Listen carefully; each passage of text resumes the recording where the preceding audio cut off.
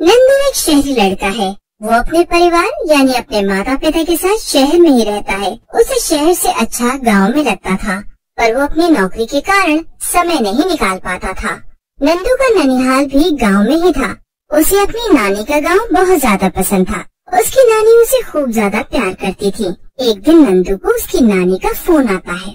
Hello Nandu, कैसा है तू? ठीक से तो है ना? अपनी नानी की याद भी नहीं आती है तुझे तो? हाँ नानी, आप कैसी हैं? मैं बिल्कुल ठीक हूँ नानी। क्या करूँ, याद तो बहुत आती है आपकी, नाना की, मामा की, मामी की। तू गांव क्यों नहीं आता? कब से तुझे देखा नहीं है। बंटी भी तुझे खूब याद करता है। कभी हमारे लिए भी तो समय निकाल लिया कर। ले जरा बंटी से बात कर। हाँ नंदू, कैसा है?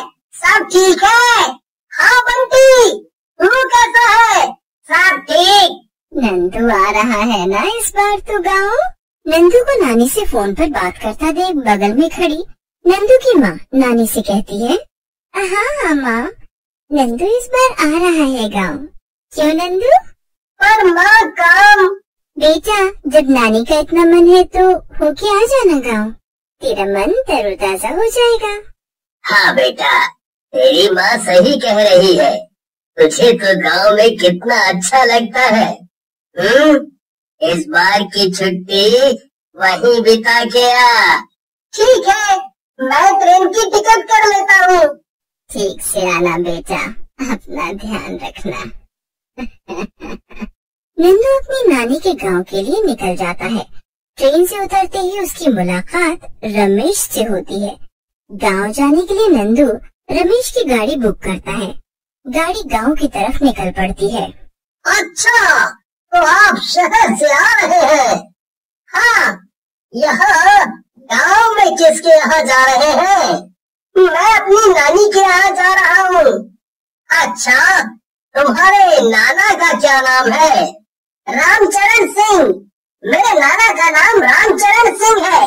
अच्छा, तो आप रामचरण जी के नाती हैं। ठीक ठीक।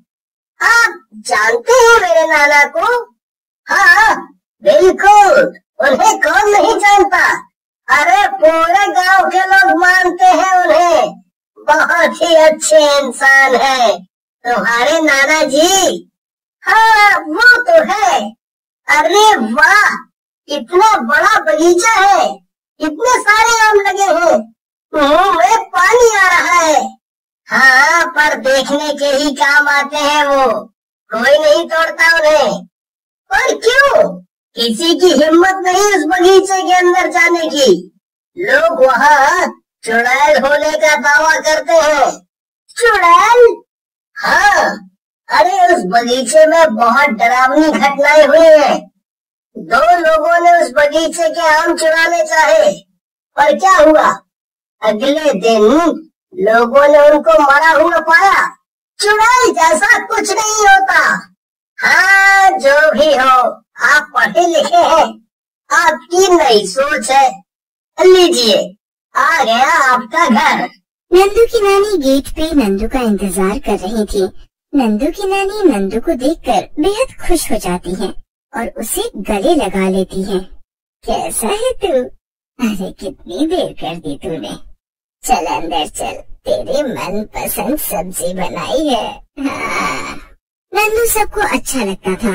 उसकी मामी भी उसे खूब लाड करती। नंदू के आने से सबसे ज्यादा खुश होता उसके मामा का बेटा बंटी। रात को जब सब एक साथ खाना खाने के लिए बैठते हैं। ले नंदू, सब्जी और ले जरा। बस बस मामी, कितना खिलाओगे? पेट भर गया मेरा।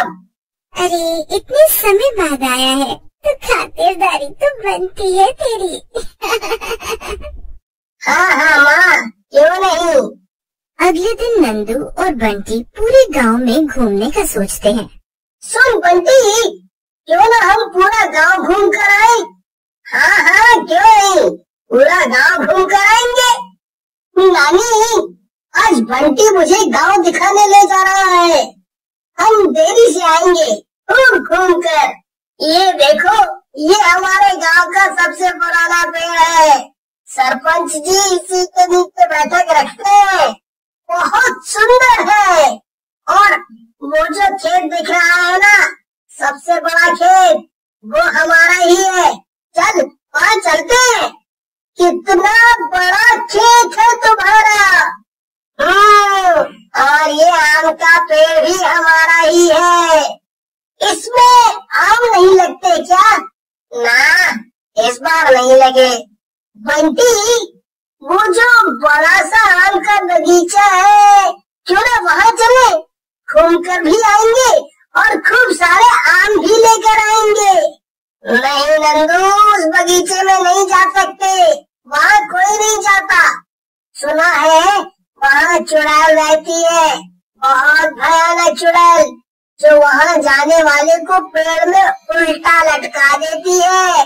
अरे यार बंटी, कैसी बातें कर रहा है? तूने चुड़ैल के बारे में सुना है ना? देखा तो नहीं है, तो फिर कैसे यकीन कर सकता है? नहीं, नानी वहाँ जाने के लिए मना करती है, हम नहीं जा सकते। चल मैं तुझे अपने दोस्तों से मिलवाता हूँ। सुनो सब, चीकू, सोनू, विक्की, ये मेरा भाई है नंदू, मेरी बुआ का बेटा। ओह हेलो नंदू, चलो हम सब साथ मिलकर खेलते हैं। नंदू बंटी के दोस्तों के साथ खूब खेलता है। दोनों शाम को घर चले जाते हैं, पर नंदू उसी बगीचे के बारे में सोचता रहता है। सभी रात का खाना खा के सोने की तैयारी करते हैं। नंदू, तू बंटी के कमरे में उसके साथ सो जा, ठीक है? हाँ नंदू, तू मेरे कमरे में सो जा, खूब मस्ती करेंगे। चल यार, बहुत नींद आ रही है, सोने चलते हैं। बंटी और नंदू सोने चले जाते हैं। आधी रात को जब बंटी और बाकी परिवार वाले गहरी नींद में सो जाते हैं, तो नंदू चुपके से उठकर घर से बाहर निकल जाता है। नंदू को गांव वालों के बगीचे के बारे में सुनाई गई कहानी पर बिल्कुल भी यकीन नहीं था। नंदू को चुड़ैल की कहानी कोई ढोंग लग रही थी, इसीलिए वो सच का पता लगाने के लिए आधी रात को ही बगीचे के अंदर घुस जाता है। नंदू वहाँ बहुत सारे आम के पेड़ देखता है। कितना बड़ा बगीचा है, अंदर से तो ये और भी सुंदर दिखता है। कितने सारे आम, इन सबको तोड़कर घर ले जाऊंगा और पूरे गांव वालों को बताऊंगा कि उनकी चुड़ैल की कहानी झूठी है। ये बस उनके मन का वहम है। नंदू एक आम खाने लगता है तो उसे ऐसा लगता है जैसे उसके पीछे कोई खड़ा होगा। उसे सूखे पत्तों पर चलने की आवाज आती है। कौन है? मुझे पता है, तुम कोई चुड़ैल मुड़ैल नहीं हो। जरूर ये सब तुम्हारी चाल है ताकि लोग यहाँ ना आ पाए। मुझे तुम्हारी सच्चाई पता चल चुकी है।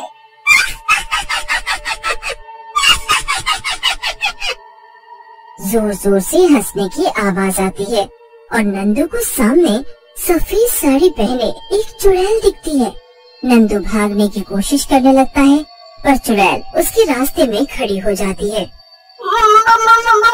मुझे माफ कर दो, मुझे नहीं पता था कि सच में इस बगीचे में तुम रहती हो।